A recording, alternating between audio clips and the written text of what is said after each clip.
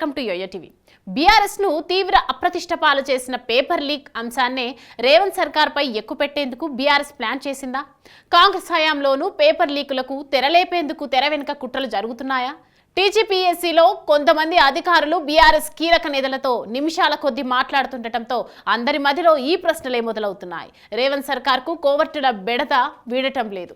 ఇప్పటికే సచివాలయంలో కొంతమంది సీనియర్ అధికారులు బీఆర్ఎస్ నేతలకు టచ్లో ఉన్నట్లు తేలగా, టీజీపీఎస్సీలో పనిచేస్తున్న కొంతమంది అధికారులు సైతం బీఆర్ఎస్ నేతలతో ఫోన్లో నిమిషాల తరబడి మాట్లాడుతున్నట్లు జరుగుతున్న ప్రచారం హాట్ టాపిక్ గా మారింది. అసలు కమిషన్ కు చెందిన అధికారులు బీఆర్ఎస్ నేతలతో ఫోన్లో చాలాసేపు ఎందుకు మాట్లాడుతున్నారు?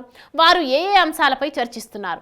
వారితో టచ్ లో ఉండాల్సిన అవసరం టీజీపీఎస్సీ అధికారులకు ఎందుకు వచ్చింది అనేది చర్చనీయాంశం అవుతోంది.